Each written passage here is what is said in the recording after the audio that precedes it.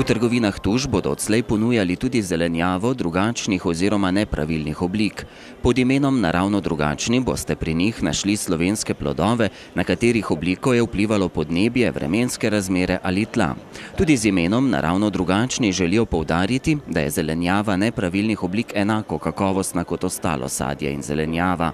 S tem dajejo v Tušu priložnost pridelovalcem, da takšnih plodov ne rabijo več zavreči.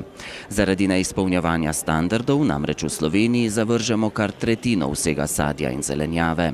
Ta statistika, ta tretjina do nekje 40% velja globalno. Vse posod rastejo zadeve v zemlji, ki pač ima neke kamne, neke korenine, neke geografske značilnosti, ki vplivajo na to, da se korenček razcepi, da krompir ima neke brazde oziroma neke izrastke, kar pomeni, da to je globalen podatek in vse posod imajo te težave. Ti završki so posod in že v tujini so začeli s temi kampanjami, v tujini temu rečejo ugly food, kar je mogoče malce grši izraz, ampak ima poanto, se pravi, ima isto sporočilo, kakor mi želimo. Mi smo pač to pri nas poimenovali naravno drugačni, nam se zdi, da so ti izdelki, kot pravi naslov oziroma ime znamke, še vedno naravni, tako kot bi mogli biti, ampak so pač drugačni, niso tako sijoči na pogled, mogoče so malo bolj, bi rekel, obrazdani od okolja, ampak so pa še vedno kakovostni in dobri po okusu.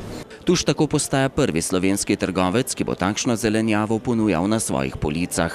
A vendar zaenkrat še ne vsega sadja in zelenjave. V Sloveniji se lahko v okviru zakonodaje evropske, se pravi zelenjava in sadje se prodaja po dveh uredbah, in sicer splošnih tržnih standardi in posebni tržni standardi.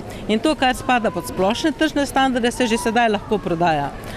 Tuš je iskal rešitev, kako bi lahko izdelki, ki so še sicer že lahko prej prodajali, ampak je bilo potrebno, da so na prodajnem mestu označeni kot za živinsko hrano ali za predelavo in tako naprej. To seveda kupcem ni všeč, kako bi jih lahko drugače označili. No in veseli smo sodelovanje z ministrstvom, ki smo nekako našli tako primeren izraz, naravno drugačni, da lahko to tudi povemo, zakaj gre v tem primeru.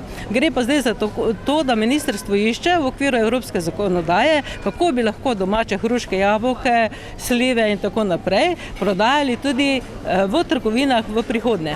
Ideja za projekt je nadaljevanje Tuševe usmeritve k ponujanju naravnih, predvsem pa slovenskih izdelkov.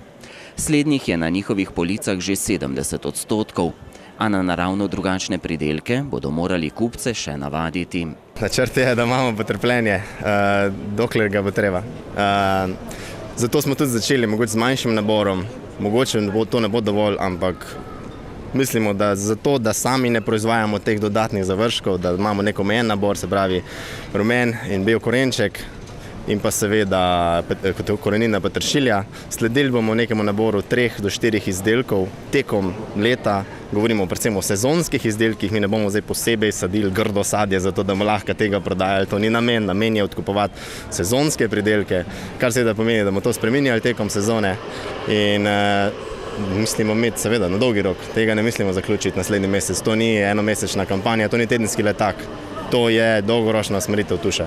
Pri projektu sodeluje tudi kmetijska zadruga Sloga. Je cilj, da našim kmetom čim več pridelkov in izdelkov odkupimo, ker posledično to pomeni, da za naše ljudi prinesemo nazaj denar v drugi obliki, a ne oni nam zelenjavo in denar, od tem oni lahko spet nazaj kupijo semena in vse, kar potrebujejo za naslednjo sezono, a ne, in čim več mi tega odkupimo, več oni potem dobijo lahko nazaj, več lahko potem vložijo v svojo kmetijo in skozi to mi vidimo tudi drugačno sliko, da bodo kmetije obstajale, ne zdaj, ko se kar ena veriga se je potegna in dosti veliko ljudi opušča kmetovanje in tukaj se mi zdi zelo velik alarm za Slovenijo, ker Slovenija že tako ali tako nima dovolj hrane, pa še tista občasno gre v mulčenje zaradi tega, ker ne more iti v prodajo zaradi različnih vzrokov. V Tušu tako že sodelujejo s posameznimi kmeti, saj želijo omogočiti boljšo samooskrbo s pridelavo določenih vrst pridelkov skozi celo leto.